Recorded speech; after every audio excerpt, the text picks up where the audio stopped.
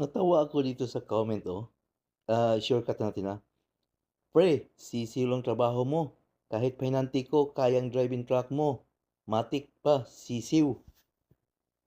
Hindi ako makipagtalo diyan, ha. Kahit 10 years old na bata kayang driving 'tong truck, basta straight lang. Hindi 'yan ang pinakamahirap gawin ng truck driver dito sa Amerika. Ang number one, ang pagkuha ng CDL.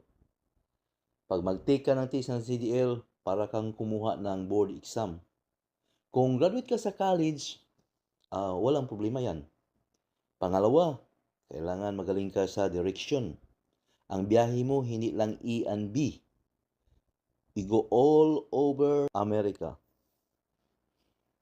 At pangatlo, kailangan magaling ka dito sa hours of service. Kailangan magaling ka sa computer. Kung hindi ka pa nakahawak ng computer,